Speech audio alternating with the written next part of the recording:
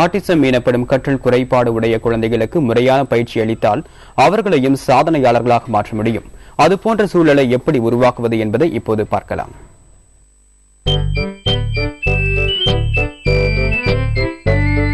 கம்ப்யூட்டரில் இசை கேட்பது என்றால் ஸ்னேகா என்ற இந்த சிறுமிக்கு கொள்ளை பிரியம். அதே போன்று ஸ்கேட்டிங் விளையாட்டில் சாகசம் செய்வதுதான் இந்த சிறுவனுக்கு பிடித்த விளையாட்டு.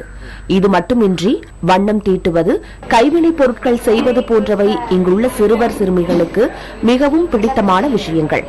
இவர்கள் அனைவருமே ஆட்டிசம் எனப்படும் கற்றல் குறைபாடு உடைய குழந்தைகள். எனினும் இவர்களுக்குள் உள்ள திறமைகளை கண்டறிந்து அதனை வெளிக்கொண்டு வருவதற்காக சென்னை நீலாங்கரையில் உள்ள பயிற்சி மையம் ஒன்று தீவிர முயற்சிகளை மேற்கொண்டு வருகிறது. பிற குழந்தைகளைப் போல தங்களது குழந்தைகளையும் சமூகத்தில் ஆளாக்க பல்வேறு சமூக பிரச்சனைகளை எதிர்கொள்ள வேண்டியுள்ளதாக இந்த குழந்தைகளின் பெற்றோர்கள் வேதனையுடன் கூறுகின்றனர். சொசைட்டில யார் என்ன சொன்னாலும் இந்த காதல வாங்கி இந்த காதல விடணும்ன்ற ஃபர்ஸ்ட் பாயிண்ட் அதுதான். ஏன்னா நிறைய பேரண்ட்ஸ் அதை தான் மெயின் இதுவா எடுத்துட்டு இருக்காங்க. மத்தவங்க என்ன சொல்லிடுவாங்க, மத்தவங்க என்ன பேசுவாங்கன்றது. ஈவன் ஃபேமிலி மெம்பர்ஸ் கூட பேசுறாங்க. பட் அது எல்லாத்தையும் நம்ம அவுட் ஆஃப் பண்ணி தான் இந்த குழந்தைங்க அச்சீவ் பண்ணி தான் வெளியில வரணும். இங்கு வரும் குழந்தைகளுக்கு விளையாட்டு, இசை, பாடல்கள் போன்றவற்றில் சிறப்பு பயிற்சிகள் அளிக்கப்பட்டு வருகின்றன.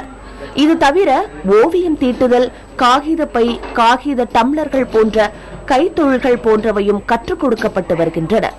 இது போன்ற குழந்தைகளுக்கு சிறப்பான பயிற்சிகள் அளிக்கப்பட்டால் அவர்கள் சாதாரணமானவர்களாக மட்டுமின்றி சாதனையாளர்களாகவும் மாறுவார்கள் என மருத்துவர்கள் கூறுகின்றனர்.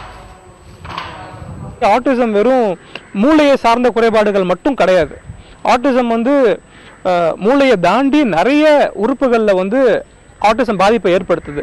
அதனால ஒரே ஒரு டீச்சராலேயோ, ஒரு தெரபிஸ்ட்னாலேயோ, ஒரு டாக்டராலேயோ மட்டும் ஆட்டிசம்க்கு ஹெல்ப் பண்ண முடியாது. இதுக்கு ஒரு எல்லாரும் சேர்ந்த ஒரு ட்ரீட்மெண்ட் சிஸ்டம் நமக்கு வேணும். இது போன்ற குழந்தைகளையும் அவர்களது பெற்றோர்களின் சிரமங்களையும் புரிந்து கொண்டு அவர்களுக்கு ஒத்துழைப்பு அளிக்க வேண்டியது இந்த சமூகத்தின் கடமை என்றும் மருத்துவர்கள் வலியுறுத்துகின்றனர். ஆட்டிசம்னால பாதிக்கப்பட்ட குழந்தைகிட்ட இருக்க குறைகளை மட்டும் பார்க்காம அவங்ககிட்ட இருக்க நிறைகளை கண்டறிஞ்சு அவங்களுக்கான பயிற்சியும் ஊக்கமும் கொடுப்பதன் மூலமா அவங்களையும் ஒரு சாதனை மனிதனாக்க முடியும். அதற்கான பொறுப்பு நம்ம ஒவ்வொருகிட்டையும் இருக்கு.